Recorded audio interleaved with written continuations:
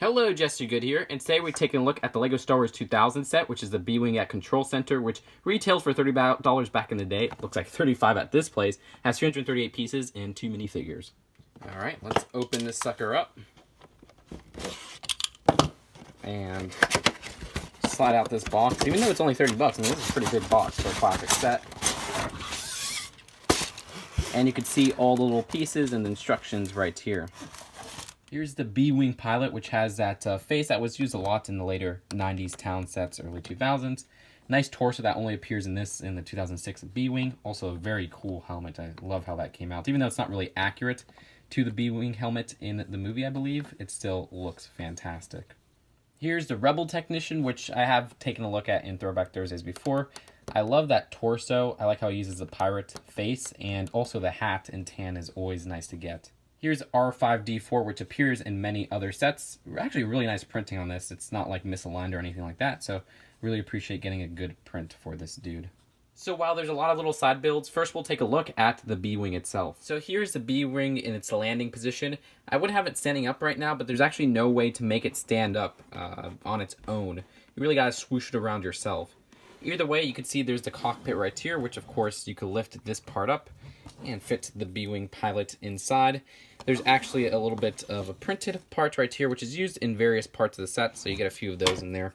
It's kind of like the classic Star Wars print as I know it, the 1x2.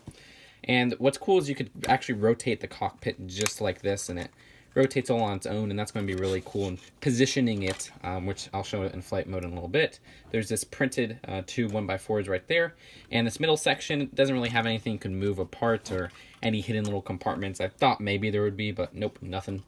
And then they have the wings itself, which those you could actually fold out. They're on these little hinge parts, and you can move them out just like this. And once we put it like that, you can see this is really the Bwing in flight mode, which looks kind of weak. I mean, I just think it's a little bit too frail. And when I say that, I mean, it is kind of sturdy, but the parts are too thin. It needs a little bit more thickness to it to illustrate the Bwing. And having it as a $30 set kind of hinders that ability to make it a more, thicker and more larger build. So I really wish they would have gone maybe a little bit more expensive with this design. Either way, you can see that cockpit twisting action right there. And on the back right here, you kind of get a look at the whole back build, which there isn't too much going on there. Of course, the little side of the wings have these little shooters right here, which don't actually work. It's an older set, so it's nothing we really would expect to shoot a stud or anything like that. But that's it for the Bwing itself, which, like I said, looks a little bit too thin. Now let's take a look at the actual command module. And this is what I don't get, because this and the 2 other little side builds, which we'll get to after this, they take up most of the pieces, it seems like, altogether compared to the Bwing. And they could have just used those pieces for a more substantial Bwing. Either way, there's some sliding doors right here, which actually are pretty fun to play around with. You can see, again, just a reoccurrence of those 1x2s with the prints, a little fuel tank on the outside. But you could fold the whole module open like this. And inside, we actually have this excellent print. I really like this print. This isn't a sticker or anything like that, which is fantastic. You have a little bit of a command part right there, which isn't supposed to have one of those vent pieces, but it seems like mine was missing one of these in place for another one of the vents, so I just kind of put that there. It does have a little swivel chair that you could spin around, so that's pretty neat. Then they have this back kind of gateway right here, which also folds open.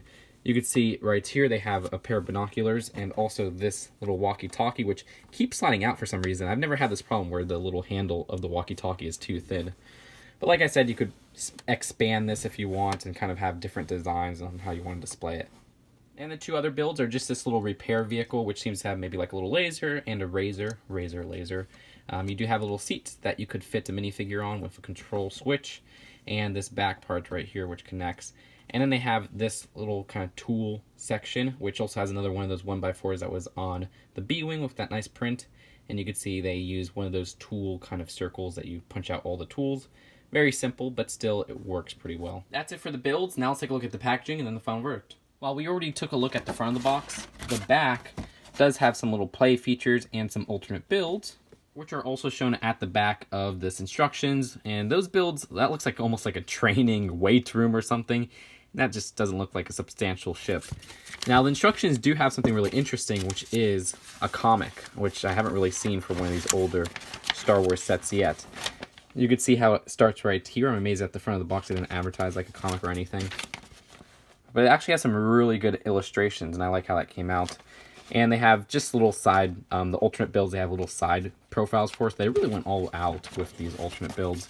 You can see there's more of the comic and more of the side builds. And even, look at that, some steps to build some of these side builds, even though that one isn't really too good. They also include this little mini catalog, which I've shown before. Just a quick look. I like these soccer bus sets. I have one of those. I think one of the later ones that came with the soccer bowl. I want that old flash beater because my cousin had it.